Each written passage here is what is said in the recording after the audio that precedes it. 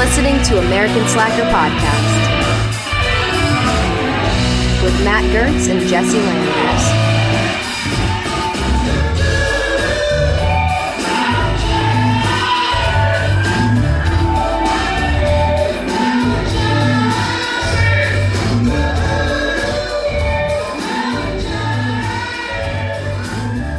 Before recording, you said you picked up 2 coffees on the way home. Dude.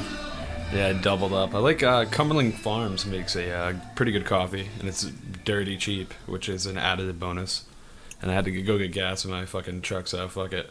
Cheap and good. That's a good find in coffee. Yeah, they're getting pretty big in this area. They've like rebuilt all their shops, and they're like really nice.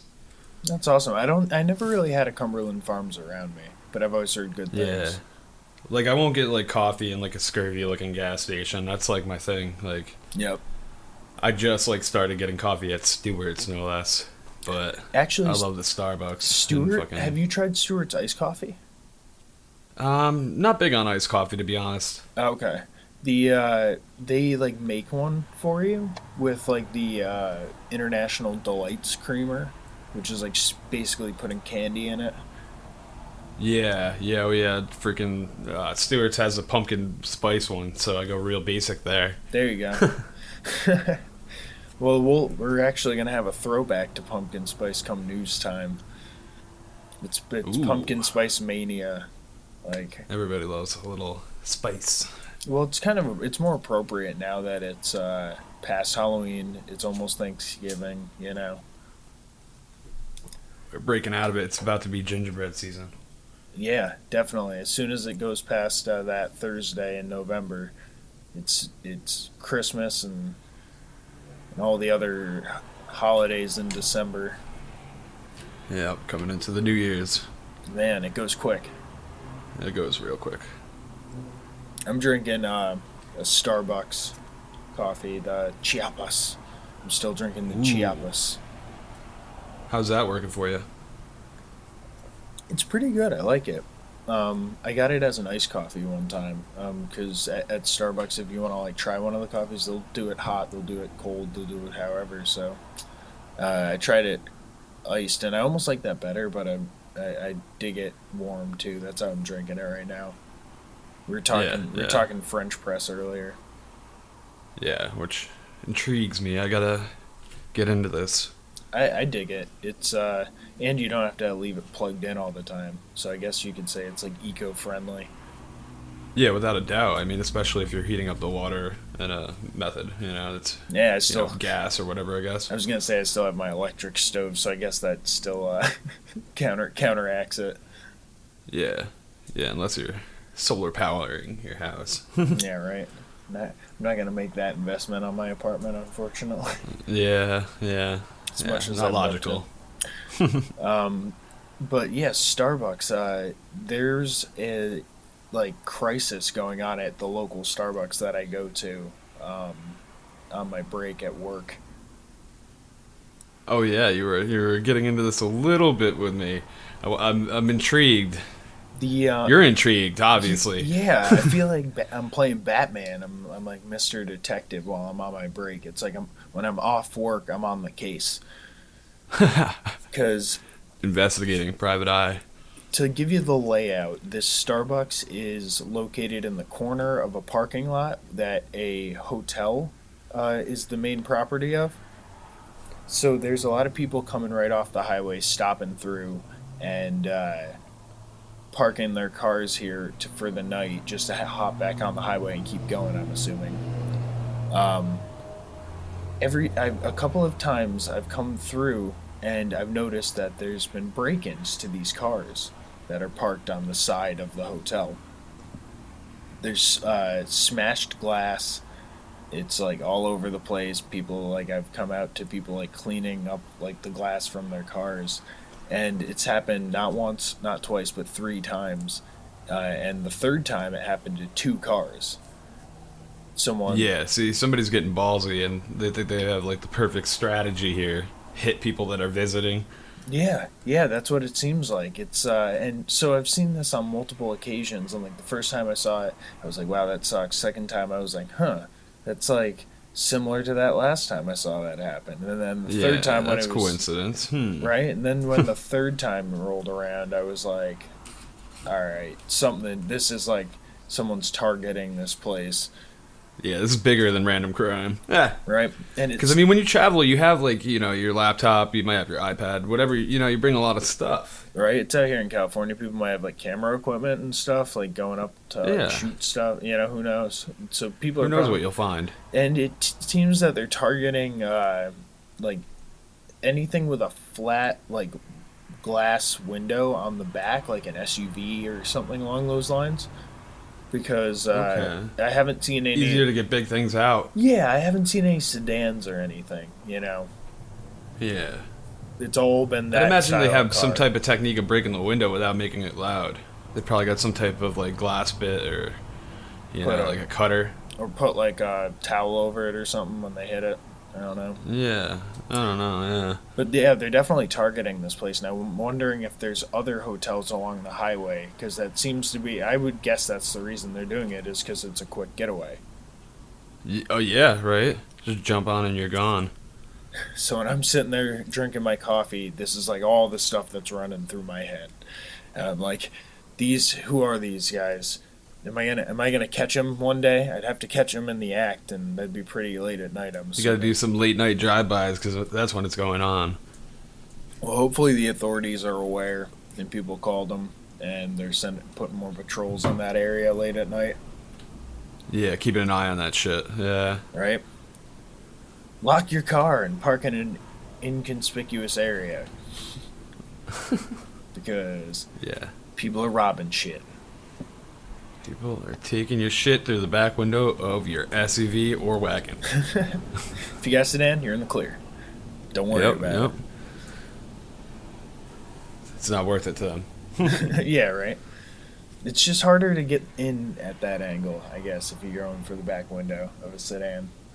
Also, I'm wondering if maybe it's a way to get past, like, security on certain vehicles. Is that a possibility? Maybe that back window doesn't trigger anything? Maybe. Huh. That could be a I feel possibility. like I have to look into that. Right? I I'm have thinking, somebody with a car background. I'm thinking it's more a crime of opportunity. It's like, all right, it's late at night. We know that these people don't live around here and they're only visiting. So it's like, what are they going to do? And then they go up and they, like, just target the car that looks easiest to get into. Yeah, and most worthwhile contents. But yeah, and that was the other thing I was thinking about. It's got to be multiple people. Because if they're doing two cars at once, that seems pretty brazen for just one person. Yeah, that does, yeah. I mean, again, unless they're doing it real quiet, you never know. Somebody might get ballsy like, nobody noticed me break this first one. Let me just run into the second one real quick. Yeah, possibly. Maybe the first one didn't have anything, and they were like, all right, I'm not returning without anything. Oh, man. They gotta, yeah, I'm hoping they catch these people and it stops, because it gives your town a bad name when people stop through and get their shit broken into. Yeah, you don't want to be known as that town. First impressions are very important. As we all should know. Right? Well, welcome to American Slacker Podcast. Hello, everybody. It is Matt and... Jesse. Oh. Didn't mean to step on your line there.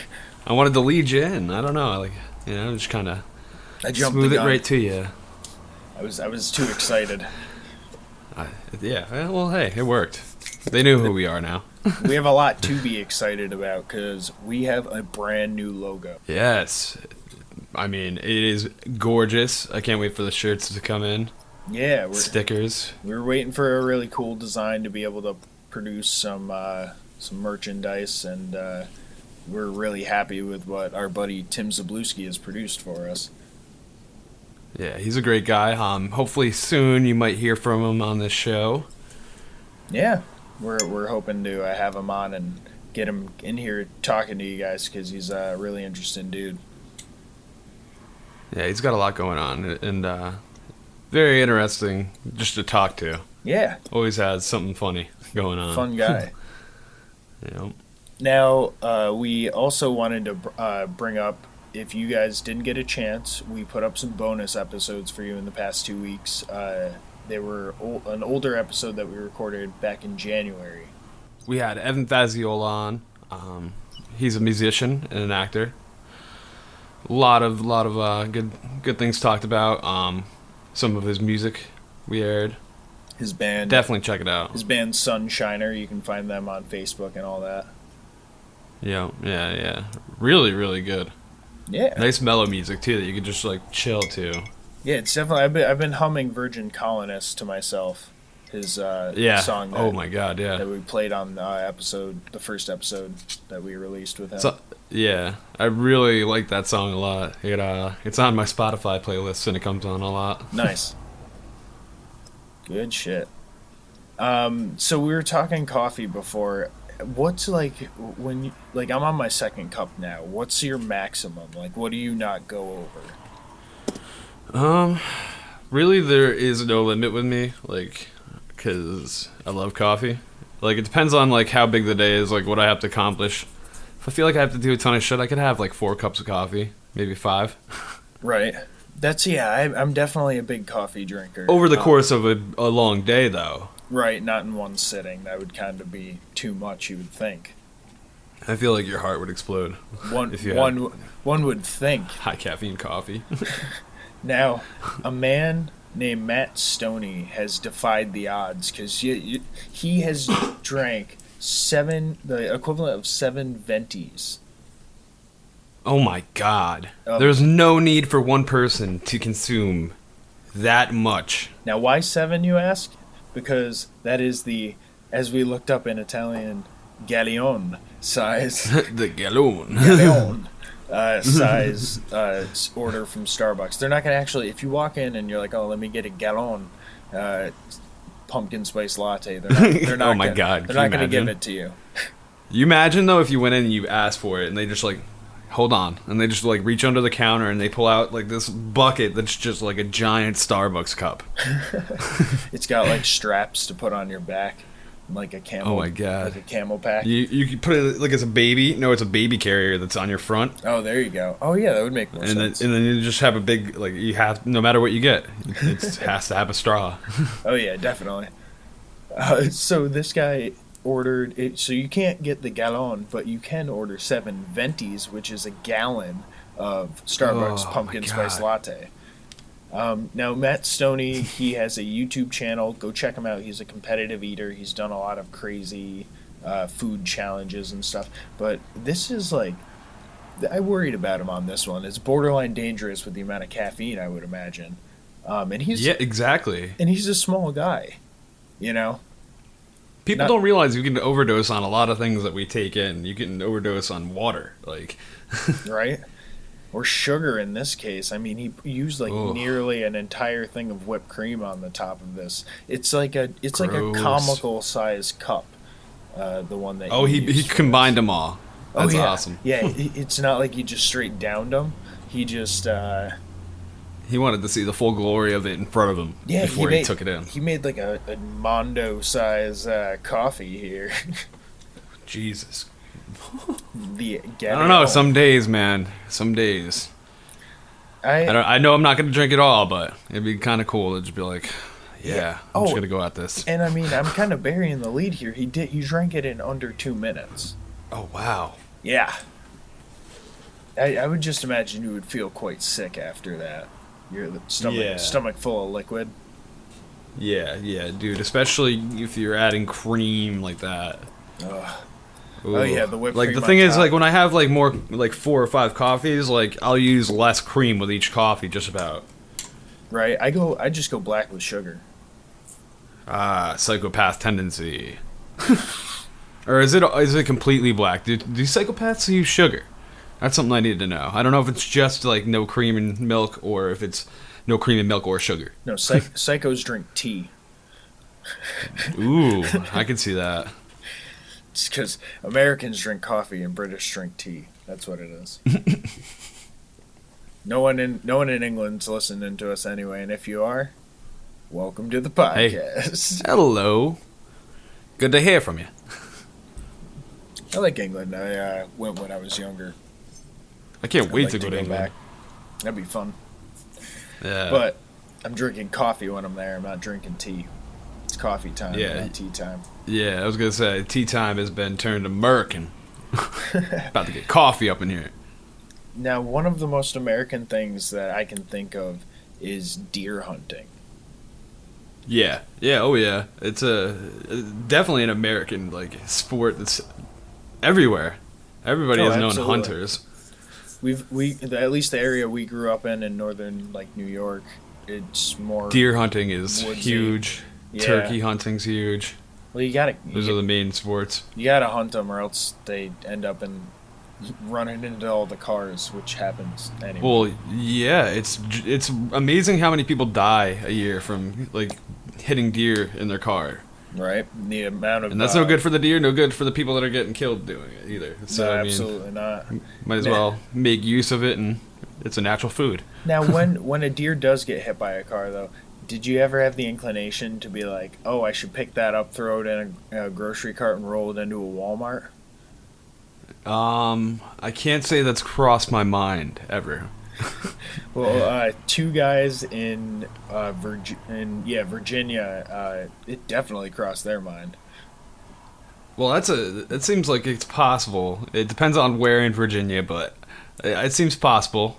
It's like down south a little bit. In Henrico, Virginia, two men were asked to leave Walmart after putting a dead deer in the shopping cart and rolling it into the entryway of the store. Oh my God! Yeah. I guess it was sadly, upsetting it's not the some worst people. thing that's ever happened in Walmart. Oh no, absolutely not. This barely scratches the surface of like Walmart. It didn't even make it inside. Oh yeah. So true. It didn't make it inside. They were like, no, hell no. Which, if it was cold outside, wouldn't you want the carcass you're like trying to save like to be colder than warmer? You don't want to defrost that thing and get bacteria going on there, Right? I mean, like, ugh. They'll eat anything. I guess their story was they were waiting for a friend to come pick them up. You know, like as you said, it was cold outside, so they decided to like go inside and. Hell, if they're gonna leave that deer they found outside for someone to wheel off with, you know. Oh, so, now what I'm worried about is using any carts, because it's like, what in the fuck? You know that cart didn't get sanitized. Oh damn! Yeah, they gotta throw. So it's like they gotta throw that whole cart away. You go home and you just have like hair and it smells like on your food. You're like, what the fuck?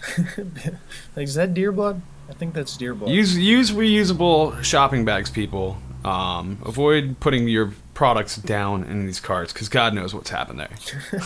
Yeah, apparently there's just animal carcasses being shoved into them. I'm as much of an animal person. I love animals and stuff like that. I understand. Hell yeah. I understand hunting. At the same time, a lot of people don't. Yeah, think it's ethical if you do it right and properly. I mean, and right. use all of the consumption. You know. Absolutely, and a lot of people don't see the two and two go in hand. Like, how can you be an animal lover if you like understand hunting? And it's like, well, no, the two and two do kind of go together. But I have to say, as much of an animal lover as I am, this picture of this deer in the cart is really, really funny. He's dead. He's onto a better realm. Let's hope. He looks like a drunk That's friend. what you believe in. He looks like a drunk friend that you'd be like pushing around in the cart at Walmart after like oh God, going from the bars, realizing nothing's open except the Walmart, and having to go there to get some food. It's like, yeah, Jimmy, get in the cart. Like, I just imagine another deer pushing him behind, you know. I'm thinking a redneck weekend at Bernie's, where they're bringing this deer in there to get like the seasoning and barbecue sauce to cook him with. They just throw like a Hawaiian shirt on him and like some sunglasses and wheel him in. It's Walmart. They're gonna buy the knife to carve him. They're gonna buy everything they need. So clear as day. So when someone asks like, oh my God, what are you doing with that deer in that cart? Their response is gonna be, "Don't worry, he's alive." We just got him subdued. He's down. He's all right. He's hanging out. We fed him. Man, he drank a whole bottle of Fireball. He's just he's passed out right now. He's not feeling too. And then they can don't bother him. He got sick. Like working his arms, like he's like he puppeteering him. He's got fishing line on the legs and he's just puppeteering him. Like, look at him, he's fine. So the manager at the Walmart wanted to assure customers that the deer carcass never made it into the store, but remained in the entryway, which is almost more horrifying.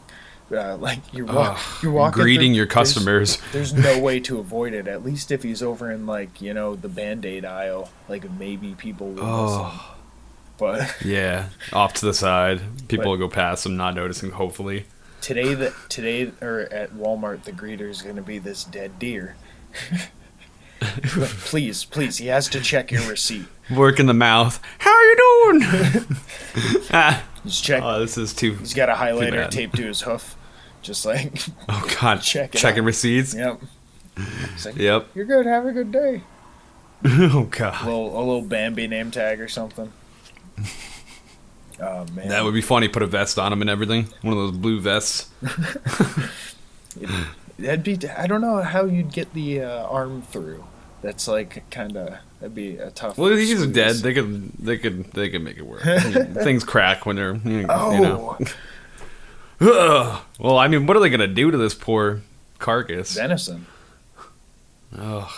Or God knows how long it's been there. A deerskin That is rug? real redneck shit. We're gonna make some fucking gumbo out of this roadkill. I mean, if it's, something tells me they do this enough. more than once in a blue moon.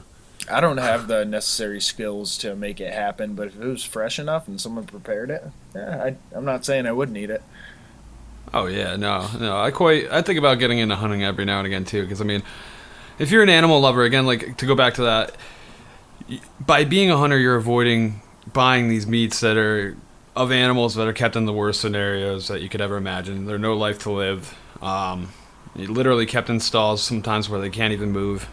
And they're pumped full of chemicals regardless if they say no antibiotics. A lot of the time the stipulation is no antibiotics in the last 6 months and no growth hormones in the last 6 months type deal.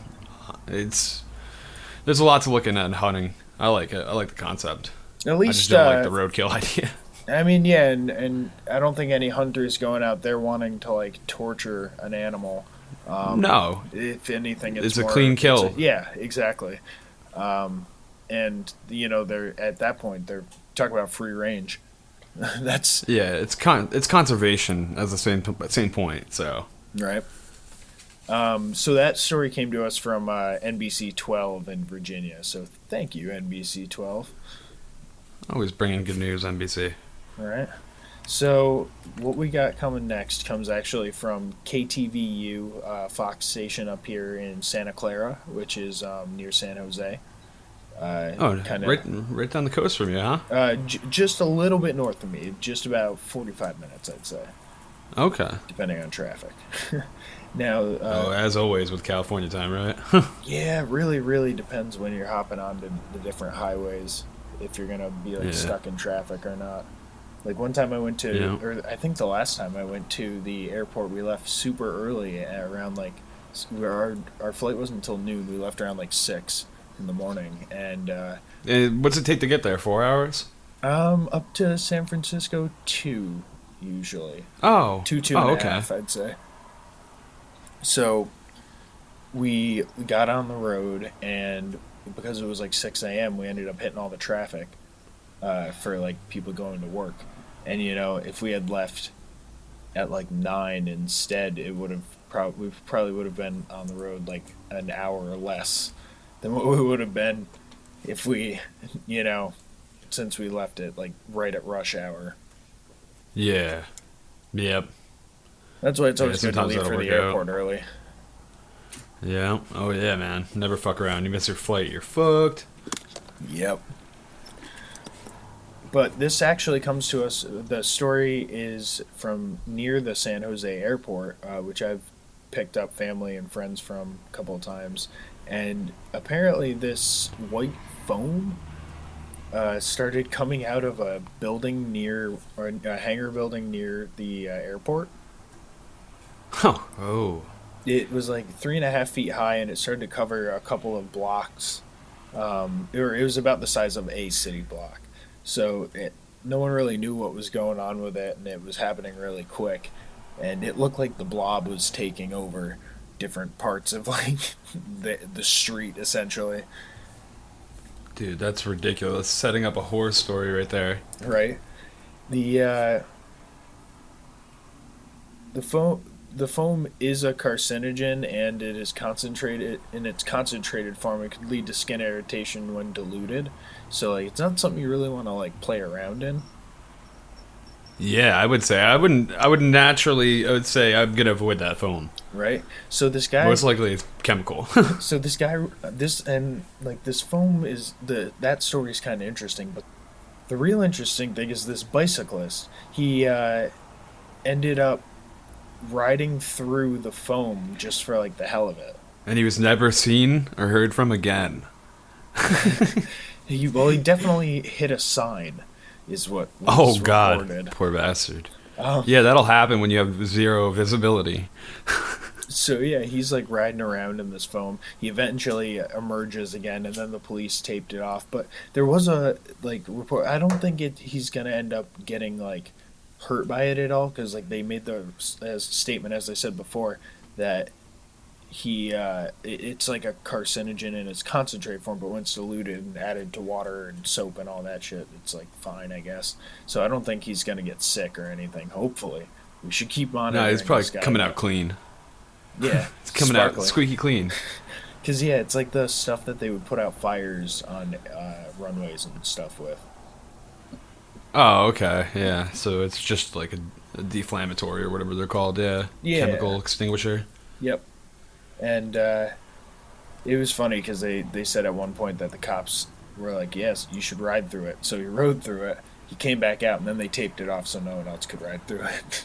They were like, we didn't really mean it. Right? God. He just took... Get the tape, Jimmy. Yeah, seriously. It's like, oh, man. These people. So, our next story comes to us from China. And just watch out, people, because robots are coming for you. Oh, shit. I always say never fucking trust a robot. Right? We'll find a robot in this household. This was a like expo in China where they were showing off different robotics, and this little robot named Zhao Pang, which translates to little fatty. Okay. Sounds most trustworthy. Roll up a Zhao Pang while you're listening to the podcast. So Yeah, get nice with it, people. Zhao Pang rammed into a booth, sending glass shards flying, which hit a member of the public in the ankle, and the victim was taken to an ambulance. Whoa. By ambulance to a hospital, and they received stitches. Whoa, little fatty went into death mode. Yeah, he attacked one of these people. I can't believe it. And he's designed to interact with children between the ages of 4 and 12. So I feel like that's a robot that's going to steamroll children on accident. yeah. Again, robots can't be trusted, especially around our young. Now this was operator error. He did have someone controlling him who said that they hit forward instead of backward. But hell, if Is this your first time, buddy? if Teslas can stop on their own, like why can't we get little fatty here to like get some like sensors on We it? have fucking vacuums that vacuum your house on their own, and they manage to have bump sensors and everything. Like, what the fuck is wrong with this robot? Yeah, like- there is no sensor on it? If a Roomba can avoid a cat or a couch, like Yeah. We've had that for fucking 10 years. Like, come on. I feel like robotics should be ahead of this. I want to see mecha suits. little fatty's gonna take off down the street with their kid screaming. Like, Oh, God. There goes little fatty again. Zhao Pang running off with the children. So, you had also mentioned that you had seen something about a robot that was like built for your kitchen. Oh, yeah. Remember, we were talking about this robot that I had seen, again, demoed at a convention similar to that, like the National Robotics Convention. And it was basically a kitchen unit that assembled, like, under your cupboard. And I imagine the guts are up in one of the cabinets. And basically, it looks like a human arm, but it's all robotic. And it can chop for you and cook. It can do everything. Like, it's crazy. Now, my natural feeling about this is it's just a matter of time before this thing goes haywire and chokes a motherfucker out. It's a full gripping hand, like, with fingers. Like, that's no good. It's gonna like grab the person instead of the bottle of olive oil and just start shaking the shit out of them. Yeah, dude, like, no. Yeah, it's gonna think, it's a dressing and snap your neck and just keep fucking shaking you until your head detaches from your body. It's gonna, if you get your hands in there by accident, it's like breaking up celery or something, just like cracks a finger. Oh, God. Just starts chopping your fingers into little nice slices. Bop, bop, bop, bop, bop. See, and the one video that we had watched, it showed that they, like, would record, like, top chefs in order to like copy their movements of how they make the recipes, and then they make the robot do those movements essentially. Yeah, exactly, mapping it out. So it'd be like Gordon Ramsay's attacking you. Oh God! If these things went haywire. Imagine? And you could like program it to have the voice of the chef you wanted. So it literally would be Gordon Ramsay attacking you. It's like, your fucking dinner's ready. And it's raw. Come fucking get it. You have to get past me, though. And it's raw. Oh, man. Yeah, I don't want robotic Gordon Ramsay attacking me in the kitchen. Yeah, that fucking nightmare. That's a movie right there. Right? Fuck. It's just a matter of time before it's like kitchen robots. We got robots playing with our kids. We're going to have... if we escalate on my crazy fight ideas, we could have robots versus UFC fighters. Oh my God, yeah, that would. Robots are that's unfair, man. You'd have to like get past their like little metal blockings and rip their wires apart, maybe snap an arm off, beat them to death with it. Yeah, well, they'd have to make it like, it'd be interesting because then you're getting into like, okay, who can bend steel? Yeah, you'd have to have like the mountain from Game of Thrones up in that fucking cage. Superman. Oh my God. Speaking of your man Gordon Ramsay, he was at fucking UFC 205, man. Really? Yeah, he was in the front row along with like Madonna. Zac Efron was there. I didn't know Gordon There Ramsay. was a ton of celebrities. I didn't know Gordon Ramsay was a UFC fan. Well, I think Dana White has a lot of he does celebrity relations and makes him like. He gives like tickets to people that'll take them. Like, hey, you want to come to UFC 205? Complimentary like box or like front row tickets, whatever you want. Yeah, I saw an article headline saying that Nick Jonas's seat got given away or something. At UFC. I didn't end up reading it, but I thought that was kind of funny. So it's probably like one of the celebrity tickets that you're talking about. Yeah, last moment they were like, oh, somebody more important we need. Gordon Ramsay's here. You need to leave. Yeah. You're not going to show up, sorry.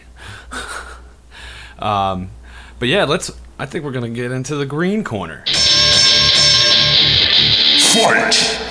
So, we're just coming off of the UFC 205. Historically, the first MMA event ever in New York, let alone it's at the Garden. For UFC anyway, first UFC event. There's been a ton of like amateur going on and whatnot, but so MSG is the house. You know, it's had fights for a century. Now, some of the greatest, Muhammad Ali. I mean, you're talking the greatest battles of all time. Now, did they have to, in order to have UFC there, did they have to like change any laws or anything? Because wasn't that what was kind of preventing yeah, that's it? what they were trying to beat past the Athletic Commission, and they had to bring it to the government. A lot of the fighters were lobbying in Albany up here, where I live, actually, because that's where all the laws are.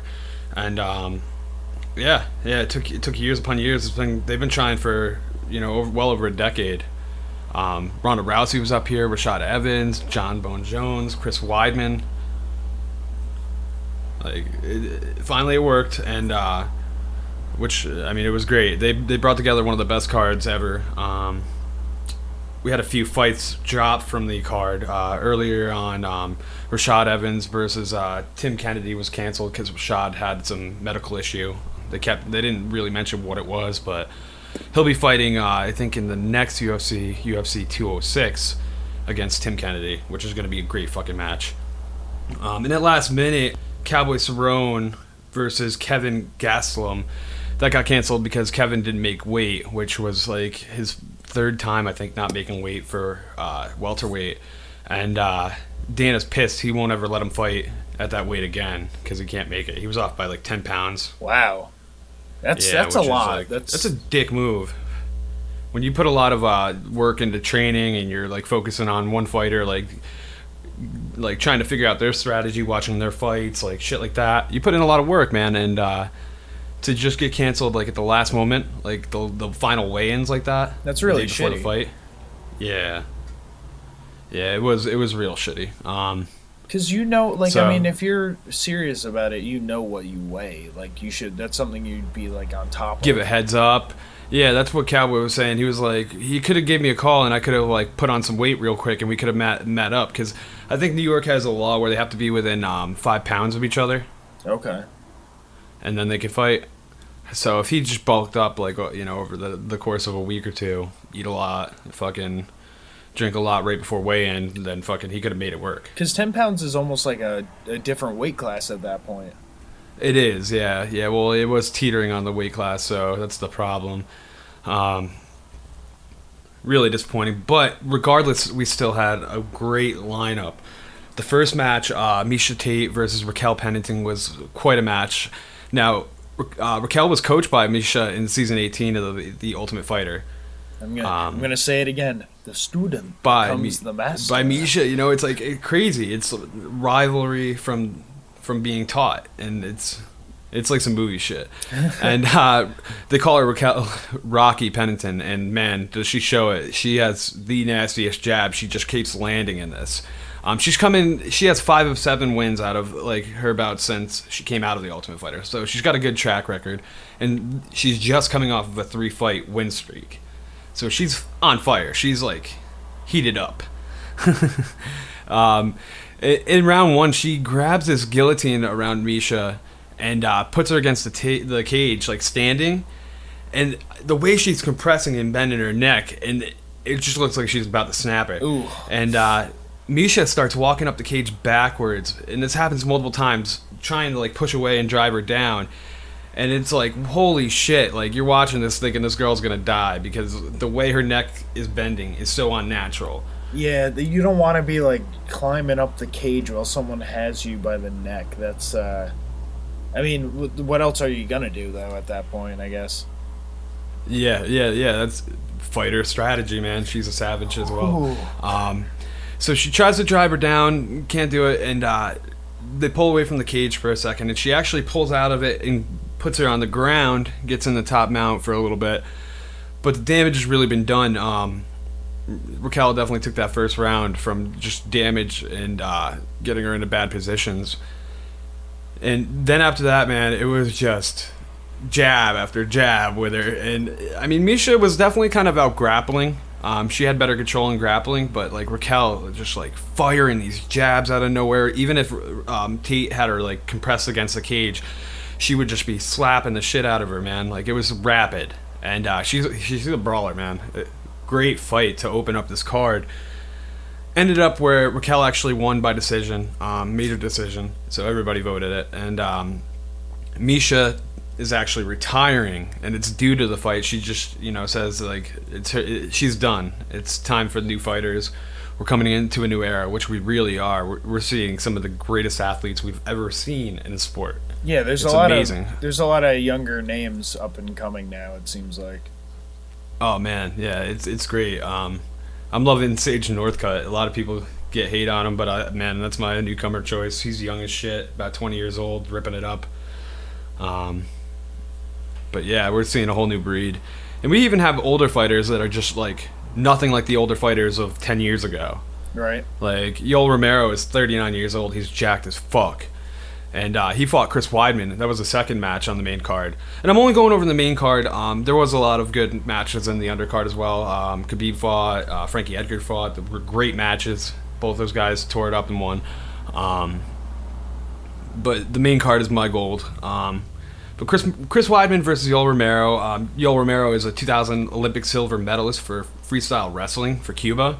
So he's no fucking joke. Wow. Chris Weidman, though, is an All-American as well in wrestling, so he has his fair deal of experience. So it'd be a good ground game on both sides, I'd imagine. Yeah, exactly. Surprisingly, it wasn't like heading that way right away.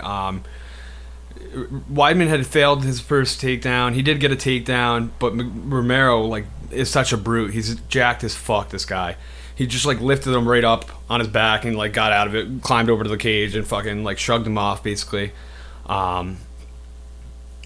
in between the first and second round, Romero does some shiesty ass shit. He pours water all over himself, and he like has his coach like give him a quick talon.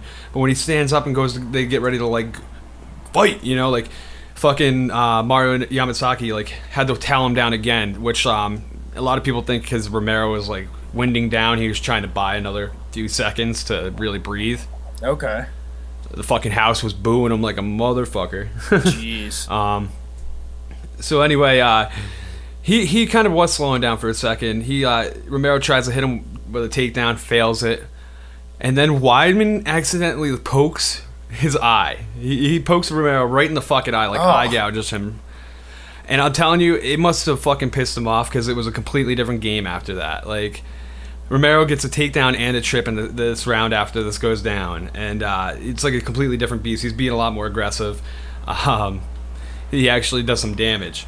And coming into round 3, man, 24 seconds in, Weidman shoots a takedown, and fucking Romero does a flying knee to the fucking top of the dome and just knocks him out. Oh, man. The ultimate fucking knockout. You don't want to. It was insane. You don't want to leave yourself open to the flying knee. That's going to be a bad time. Yeah. He's one of like only 2 fighters that have 2 knockouts with like a flying knee, which is like video game like. If you play UFC like on a video game, it's like that's like shit you barely see. Like you see it in a video game. In real life, that's so hard to pull off. Right. You got to have a lot of. Now these weren't. This was a lower weight class, not the lowest, but I'd imagine like this with the heavyweights. Welterweight. With the heavyweights, you're not going to see too much of that. No. And Yoel Romero moves like a fucking supernatural force with how quick he is. Both guys are they're really the best athletes. Chris Weidman was just a champion, but he got beat by Michael Bisping. Michael Bisping was there and flipped off Yoel Romero after he won. Because Yoel Romero is now the number 1 contender for the title. So they're going to fight soon. Damn. But man, this was like a hell of a fucking match. I loved it. Every match on this card was just fucking gold. The next fight we had was our Polish girls. We had Karolina Kowalkiewicz versus Joanna Jędrzejczyk. Now, Joanna is defending the title here. These two have had like a vicious coming into rivalry. The Polish Civil War, they dubbed it. Like it's crazy. What a match. Now, both girls are just really great fighters again. Hence, it's a title fight. Joanna is a beast like no other, though. She's undefeated, 11-0. Wow. She's killing it. That's a decent record to be coming in with. Yeah. And she doubled the strikes in every round here. So just to give you an idea of what kind of beating it was, like she did get rocked in the 4th round, but it wasn't enough to take the fight because she had total control the whole time. And this is like my second favorite fight of the night. I really enjoyed this matchup. I thought it was really, really great. I've enjoyed the female UFC's fighting. It seems like they go really hard with it. Yeah, you get some heavy hitters in the women's division right now. It's a great time to watch it, and I'm loving watching the sport evolve in front of us in the mainstream. It took long enough for him to get the women's division out there, and it's taking off real quick if you look at it. And it's good to see. There's like how many on the card? There was two female fights. On the main card, there was 2 female fights. There was a 3rd in the undercard. There you go. Yeah, so they're starting to focus on it. They're starting to bring it out, and they know there's money in there. So we'll see with how it develops in the near future. Yeah. The next match, man, was my favorite. I know the headliner is the Conor McGregor, but I like it, but it's not like when it comes to the quality of these fights. Sometimes they're just fucking brutal. We'll get to that fight, you fucks. You wait. Oh yeah. Everybody knows how that went. Probably it's in the news. Tyron Woodley versus Stephen Thompson. And Wonder Boy Stephen Thompson, I love this guy. He's one of my favorite fighters. He's got about 20 kickboxing championships. He's no fucking joke. Wow. 2006, he was ranked number 1 in the Chuck Norris World Combat Kickboxing League. I'm guessing that takes place in Texas. Yes, sir, it does. How'd you know? And the chairman is Chuck Norris. Oh, wow. You would have never guessed. So anyway, this kid's got a style about him. He is a karate killer. Like, he's just smooth. His movements are really hard to track. He does some of the most beautiful kicking that I've ever fucking seen in this match. Tyron, though, is a brute force. He's jacked, and he pulls out in this match. He really just delivers after combo, just really railing him. He brings him down, though. So the way it works out really is he brings him down to the ground in the first round, and he dominates there. But he stops doing that for a round or two, and he's not really doing too good, like, parring off, because he's hard to catch, this Wonder Boy, and Wonder Boy's keeping him against the cage. But he's still getting his significant hits in. Then he goes back to the technique of really just dominating takedowns and clinching up in the 4th and 5th round. Okay. And essentially, he ends up winning by decision. It was very close. The judges were 47, 47, 47, 47, 48, 47. Wow. So 2 judges agreed on a draw. So what happens is it did technically become a majority draw. They announced it as a victory for him. I forget what he said. Buffer said something incorrectly, and so they had to correct it when he was doing the interview with Rogan. And Tyron got so panicked, he like held onto his title and he was like, "No, no, no!" Like, and Rogan's like, "It's the same result. Calm down, calm down." Like, he had to literally calm him down because he thought he lost his championship and he was panicking. Well, yeah, it's definitely a hectic moment right after that, because when it comes down to decision, it's bittersweet. I think that's what it was. You know, when it's that close, you could have been on the other side of it just as easily. I think you nailed it on the head, because even after the interview, he was like, he went over to the cage and just put his head up against the cage with his hands up, and he was just like shaking his head. And it's like, yeah, he realizes that he was that close to actually losing the championship. Like, so maybe he's going to come back with even more force on his next defense, you know? That's all you can hope for. Yeah. I will say he had an elbow in that first round, and in slow motion you can watch it where he connects with it, it bounces that fucking nose in, and then a second goes by, and then a fucking huge gash just rips open. Ooh. It's like fucking brutal, man. Ugh. It was definitely a fucking crazy fight. I loved it. I love when they go all the way, and it's actually not a stale match. These guys were at it. They weren't dancing. There you go. For everyone out there who's has seen the Conor McGregor fight, because we know that was the big one. If you didn't see that one, go back and check that out, because that's Matt's pick from the whole event there. Now, I shouldn't say anything negative about that match either, because this match coming into it had a lot of fucking... I mean, who doesn't want to see somebody break history and become the first person to ever hold titles in 2 divisions at the same time, you know? So he had a lot of love that way. But Alvarez is a hell of a fighter too. He grew up in Philadelphia, rough neighborhood, a lot of fights before he decided to go into professional MMA. It was, who knew how it was going to go? Connor's just got so much hype behind him that it's like a lot of people assume and everything. Well, they were fucking right. I have never seen such a confident fight in my life, like one-sided confidence. Like, you could even see it in Alvarez. He was shook and coming into it almost. You know, he wasn't like the normal confidence, cockiness. Like, there was no cockiness at all. And Conor just came in doing a Vince McMahon walking around the cage, like ridiculous, like swinging his arms about, fucking being absurd. And yeah, well, he's a bit of a character. Started the match from like kneeling on the ground, like basically like crouching in a squat.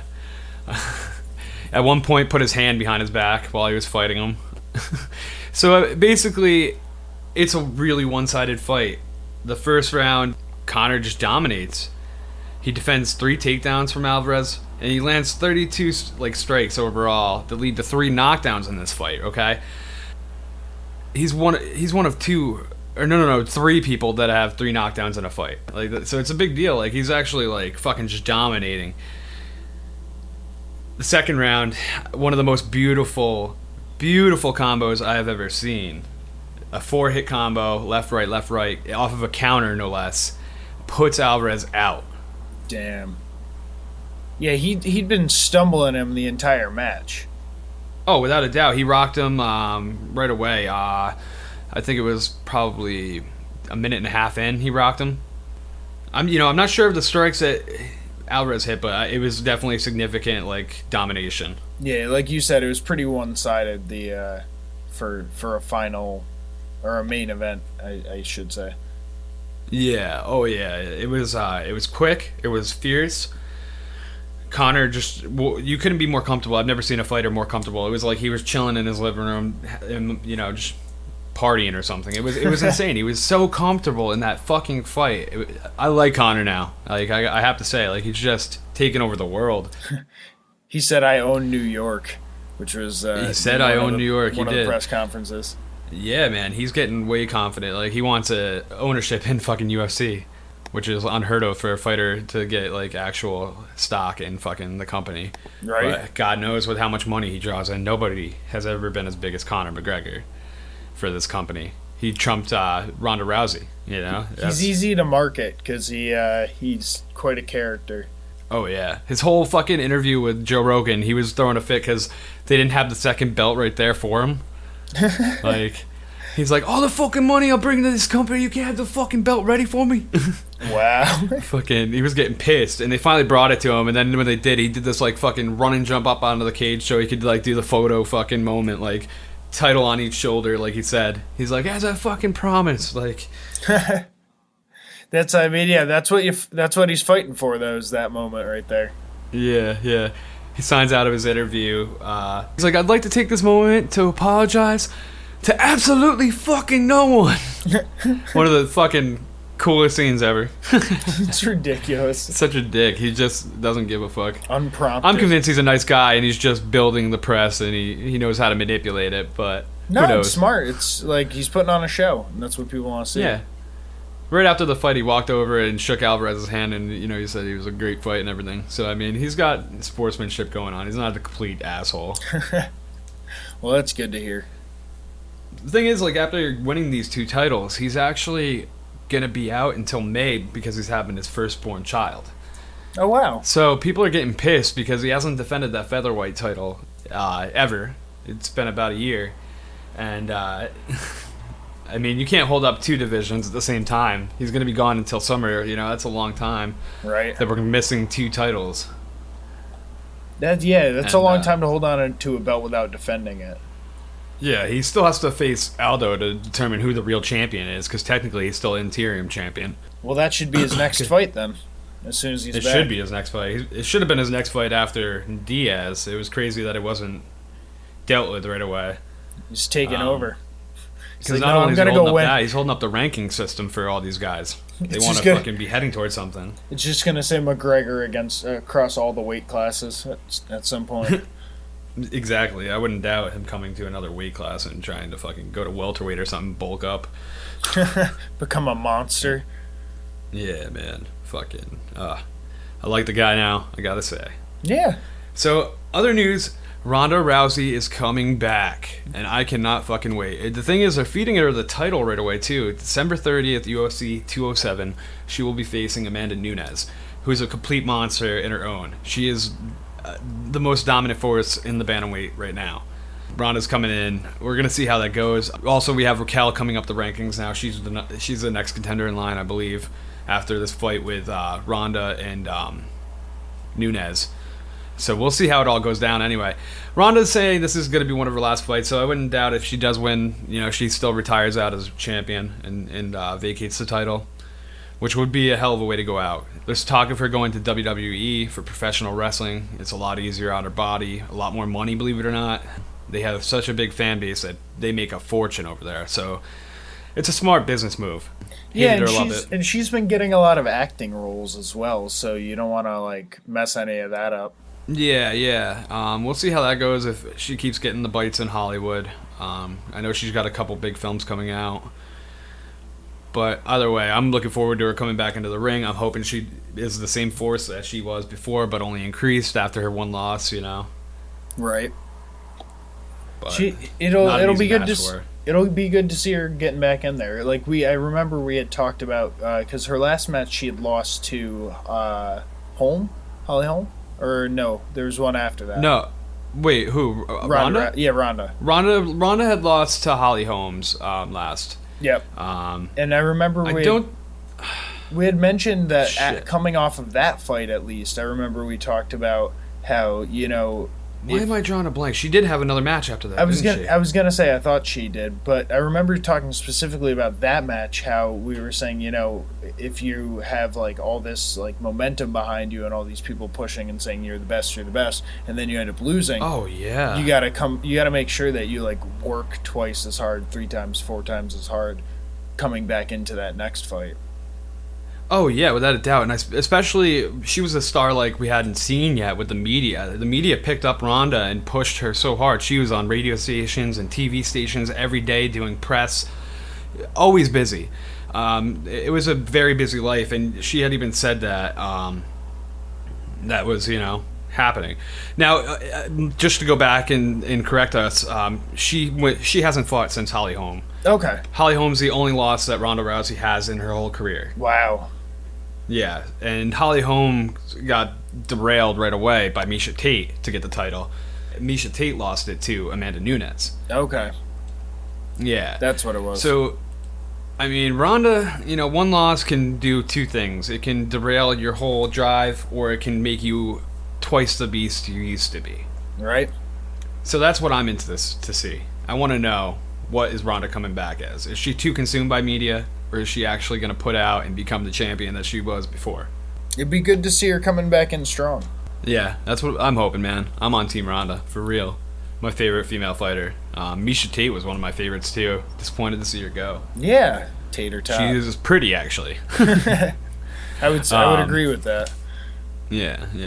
Which a lot of these women, are a little too jacked for my liking. I don't blame you on that.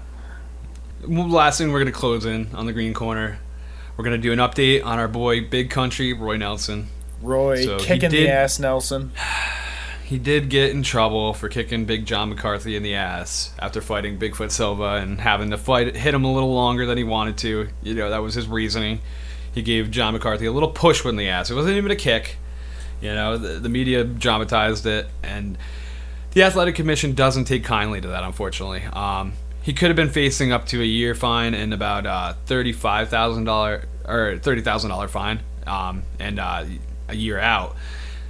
But they took it easy on him because he didn't mean to hurt McCarthy and had no intent to, and they gave him 9 months and a $24,000 fine, which is insane. He can't work for almost a year, and he has to pay them $24,000, which a fighter in his rank is probably only going to get, $150K for a fight, and that's got to last him for 3 to 6 months. Yeah, that's a lot, and when you're out of work for 9 months on top of getting fined for 24 grand, it's so he. I mean, I understand like the sovereignty of like the refs, and if someone's an official, like they can't. You don't like Dana White doesn't want any official fearing for fuck no, he got pissed. They're in there with monsters. He said he was going to bury Roy Nelson. Jeez. So I'm just hoping he gets over it and he lets Roy Nelson come back in 9 months, and hopefully Roy Nelson does a lot of work and comes back a little thinner and a little more motivated. He's always had cardio like a motherfucker for how big of a guy he is, though. I gotta say that you don't tire out Roy Nelson. It's like the juggernaut. Yeah, it's fucking. How does he keep going? Gravy powered, baby. It's the gravy in the water bottle in his corner. That's what does it.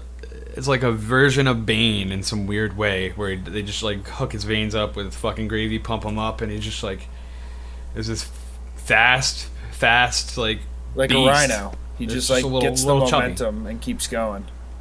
Yeah, dude, it's insane. He shouldn't move as quick as he does for how big he is. Right? I like him. I'm disappointed about this. He's getting older. Can't take away a year of a fighter's life. Yeah, that's a lot to punish him for something. And it's interesting because the thing that he kicked him in the ass for was because he didn't want to hurt the other fighter. Yeah, Bigfoot is a friend of his. Like, he didn't want to have to hit the guy more than he needed to when he knew he was out already. Right. He was like looking at McCarthy when he was hitting him. He's like, "You can call it yet? You gonna call it yet? Like, do I have to keep fucking hit him?" Like, jeez, yeah, it's a mess. 9 months of biscuits and gravy will do him good, and yeah, hopefully, and then, man, take a I hope to vacation. see him come back.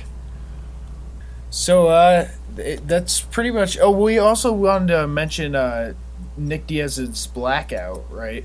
From UFC 205. Well, we can mention it a little bit. Apparently, UFC is like trying to keep the Diaz's away from MSG. Like, I don't know why, but they weren't given tickets. They avoided the Diaz's like agents trying to get a hold of them for tickets and everything. Like, it was a real sketchy thing. There at one point there might have even been promised tickets because it said they gave my tickets to the Jonas Brothers. Wow. Yeah, and they wouldn't put them on the card at all either, and they also think that like they don't want them taking any light from the McGregor fucking fight. Okay, I mean, they don't want them in the mix at all with the conferences and shit. Well, that kind of further goes with our point before where we were saying, they're trying to brand with Conor. Yeah. Oh, without a doubt they would. That's why they're doing a rush to figure out what they're gonna do about fucking giving him a UFC share, like how they can do it without raging all the other fighters. Mark Wahlberg actually offered up his UFC share, like, to Conor McGregor. He was like, "I'll give him my share." So we're like random. I didn't realize Mark Wahlberg had stock in the UFC. A lot of celebrities do. Gordon might, for all we know. But I guess about 33 celebrities invest into the UFC and are majority holders. Oh, wow. Like, not just like small percentage. That's pretty cool. Yeah. So that's all we got for Green Corner, right? Yep. Yeah, that's a wrap on the Green Corner. Now we're gonna take you from the octagon to the battlefield, specifically Battlefield 1. Oh my god, I love that fucking game so much. I can't get enough of it. I really can't. We had a chance to talk to you guys or the audience about it in an earlier episode before it had actually released, but now we've actually got a handle on playing the game. We've played through a little bit of the campaign, of a lot of the multiplayer, and we wanted to also talk about Battlefest, which is going on. Yeah, Battlefest is a neat little feature that's been going on for a few years now, at least. You can get special battle packs, you can get special dog tags, like XP bonuses and whatnot. It's a neat little thing, just to additive to the play, which is cool since it is still new. So I mean, it still has that the new gameplay feature to it, the feel. They got games that the developers are going to be playing in specific rooms, so you can go and shoot at the people who made the game, which is kind of neat. Play with dice. And different objectives to earn gun skins and all the other stuff that Matt had just mentioned before. Yeah. Unique things, yeah. I got a chance to play through a couple of the campaign missions, though, and I have to say, I thought that Through Mud and Blood was my favorite one, but now the plane one might actually be my favorite war story. I started that one. That one is really, really fun. Overall, all the stories that I played like a mission from this one and this one and this one. They're really fun, and they did a really nice touch. The way you die and the characters, the soldiers that you use are like individualized. You see them as real people. They give them names, like unique names. It's really cool, and it feels like you're actually at the war. They do war very well, DICE and EA. Yeah, it's instead of having like a singular story campaign that you play through, it takes you to different parts of the different fronts of the war, and you play. You get to be different, yeah. Yeah, you get to play the different soldiers' specific stories. So there's like one for a tank battalion. There's one for as we said before, an air squadron. It's like a movie game mix up. Like, it's amazing. You really get pulled in with the stories of these characters. I was definitely thinking that. It was along the lines of it's very cinematic. If you never even touched the multiplayer, I would say this is still an amazing game. Which you better touch the multiplayer, because that shit is savage. Yeah, it's really cool. I spent most of my time on multiplayer. Oh yeah. I have enjoyed some of the new ones they put out. We were playing Fog of War online the other day. Very interesting mode.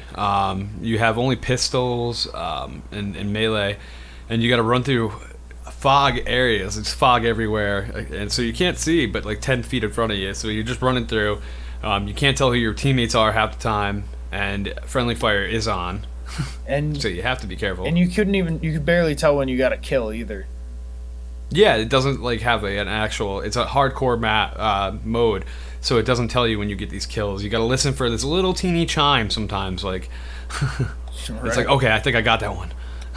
So yeah, we would definitely suggest, if you haven't checked out Battlefield 1, go and check that out. A lot of the other Battlefield games are awesome too. There's like any Battlefield, man. Yeah. They haven't gone wrong. I don't like Hardline that much, but any of the main Battlefields like series since Battlefield 2 Modern Combat, amazing. That was the game that got me into the series. Absolutely. It's Bad Company was a lot of fun too. Oh man, Bad Company 1 and 2 were great. They brought up the visuals. The destruction of the map was insane for its time. Yeah, it's they always do a great job. Yeah. Now, going from a shooter to more of a sports game, this is if you enjoyed any of the sort of like Tony Hawk or skate games. This one is called Steep. It's a snowboarding game, but it's very similar to those titles, I would say. Would you say the same? Yeah, it breaks away from things like SSX or any of the other snowboarding games, even the Shaun White ones. It's really going for the realistic value of just cruising and riding very smoothly. Hanging out with your friends on the mountain is kind of cool. We've had a few connection errors, but I'm sure that'll be patched up by the time the real game comes out. Otherwise, this game was really fun, and like you said, it's nice sometimes to just cruise down the mountain in different routes, and it's a huge map, so I mean, I feel like there's unlimited playtime here, like figuring out different ways to hit the mountain. It's definitely beautiful, too, the way they designed it. The graphics for it are really nice. Yeah, man. First person mode is really cool. You almost feel like you're actually doing it. Like if you could put on a VR headset, it would be dope. Oh yeah, that would be insane. I put believe a fan that on in front of you with the cold. Woo! I know that GoPro had a hand in sponsoring this because their name's all over the equipment and all stuff over the goddamn thing. You could put a GoPro on your character. Actually, I'm not sure what that plays into it, but maybe it's just visual. But it's still cool. I think you can make it's sort of like some of the other games where you could probably record a video and then switch up the camera angles to play it back. Yeah, probably, yeah. They definitely have a video editor, that's for sure. It's it was a lot of fun. The reason we've been able to play it is because there was an open beta recently for just one weekend. We put out a post on it on our Instagram. If you follow us at American Slacker Podcast on Instagram, you would know about it. Yeah, we'll try to keep up with the betas. Like if an interesting beta is coming out, we'll mention it on our Instagram and Facebook and whatnot, just to give you guys a heads up. Free playtime on a game to test it and actually help develop it, because like the statistics they pull from us playing these games actually help finish the bugs before the game gets released fully. They can throw the patches in that they need to, so that there's no errors on the initial game release day. Yeah, that's and I always appreciate that. There's no point in making your customers pay for something that still has bugs if you can release it ahead of time and have them work some of them out for you, because it's a win-win. Yeah, we want to play the damn game, and why not give us a free sample so we're like, holy shit, now we're definitely going to buy it, you know? Right. It's it always sucks me, and I'm constantly downloading betas. Every time I can, man. I love betas. I always take place in them. So the actual Gears of War one is real fun. Right. The actual release date for Steep, which I'll spell it out for you, STEEP, just in case you're like, what the hell do they keep saying? It's steep, as in like the mountain is steep.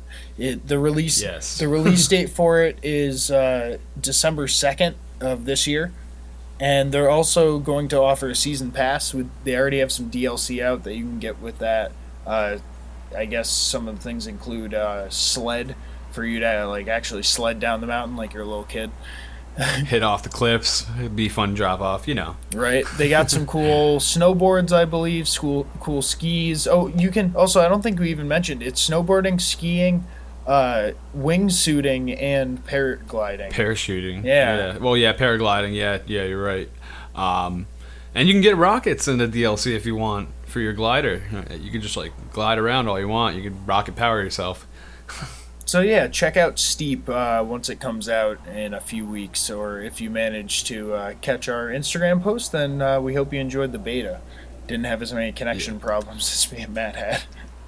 Yeah, hopefully not. But overall, fucking cool game. I'm glad to see these free roam games getting more major with the different types of games they're gonna do. Yeah, definitely. It's good to see the genres coming out. And now we mentioned in the describing of Steep, we mentioned skate.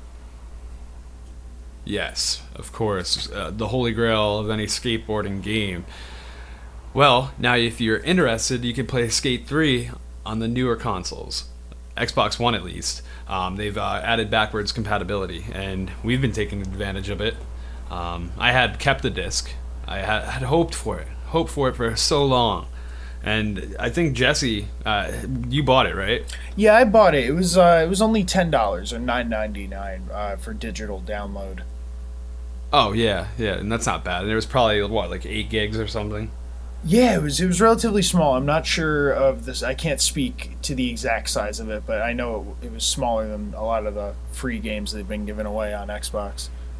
Yeah. Anyway, it's another free roam game, and the skating feels real, like for the first time ever. The way you control the flicking of the analog sticks, it's wild. You actually feel like you're in the area doing these moves. It's fun. You find yourself just looking for different lines to hit, and it's a cool game. We always enjoy it.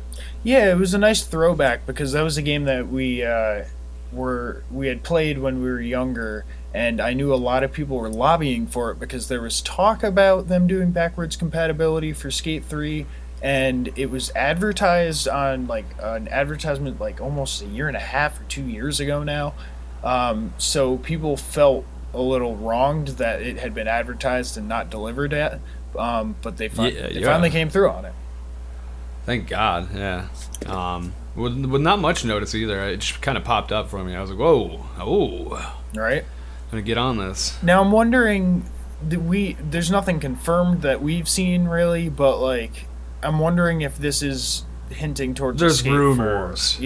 Yeah, there's rumors of Skate 4 in development, which would be awesome. I can only imagine how much the better the visuals would get, and the smoothness overall of the gameplay. It's already a great feeling game. Yeah, definitely. I have fun with it, and it's good that the online still works with it as well. So the server's up and running. We were worried when we first got it. We were like, oh no, is it like only single player? Yeah, which they do sometimes. They close down the servers. It's not up to Xbox. It's up to these companies. Yep. Whether or not they want to actually keep it up and running. Pay to have it running, yeah. It's a lot of money to keep these servers up and have the maintenance done. All right. So those are, we got Battlefield, we got Steep, and Skate 3. Those are 3 video games that you guys might want to check out if you're into gaming at all. Ones you don't want to pass up on. Definitely don't sleep on Battlefield. Yeah, and don't miss it because the campaign and the multiplayer are freaking award-winning, I'd say. Yeah, fucking without a doubt. That's my game pick of the season, people. The last quarter of the year, that's my pick. The one I'm waiting on is Sea of Thieves. We'll see how that is. That comes out in December as well. Okay, so it's still in cliffhanger in the end of the year. It could take the lead. We don't know. But we've always loved Battlefield. Yeah. Battlefield continues to produce a new game every few years at least, and they're always hitters. Definitely. I think that's wrapping us up, right? Definitely. Yeah. That's all we got for this episode of American Slacker Podcast. Yeah, man. If you guys can check us out, get at us on our WordPress, americanslacker.wordpress.com. Also, check us out, American Slacker Podcast, on Facebook and Instagram. On our Twitter, at AMERSLKR Podcast. That's Amer Slacker Podcast. And it was the same for Reddit. We're trying to get that going. AMERSLKR Podcast. You'll see that flower up soon. Yeah, we're once we figure out Reddit a little bit more. A little more. We got some. Actually, Tim was the one who was talking to us about Reddit a lot. Tim's been beneficial to this podcast right off the bat. In so many ways. So many ways. So thanks again for that logo, Tim. It's beautiful. Absolutely. Tell us what you guys think on our Facebook or any of our social media. You can also download our podcast on the Apple Podcast app, the Stitcher app, the Podcast Addict app, and any other places to download podcasts. Yeah, we're everywhere. We're in your car, we're in your iPod, we're in your ear, we're in your home. We'll find a way to your TV soon enough. Maybe you have podcasting on your TV. Maybe you got a little smart TV that has some type of app that pulls podcasts. Maybe I'm on your TV right now. What up? That'd be a sick setup. Maybe invite us over for a football game, Super Bowl. Party at your house. Yeah. We'll bring tacos. I'm not bringing my own beer. I will bring tacos though. But you can't have any. No, those are mine. We're bringing. Yeah. It's We brought our own tacos. BYOT. Yes. Yeah. That's the only kind of party we go to anyway. American Slacker Podcast is BYOT. Bring your own tacos. Yep. We don't supply them. We do have the hot sauce though. Yeah. We will supply the hot sauce. A little Cholula. Nobody should go without. Or Or if you want some of that tapatíos. Tapatio. Or some. Tapatíos. Or some Yucateca. Oh, okay. I don't fuck with that. That one's like straight pepper, right? Yeah. Oh, that one's hot. A little dab will do you. A little dab will do it. All right. Well, that dab's gonna do us. So I'm gonna say, that's it. There you go.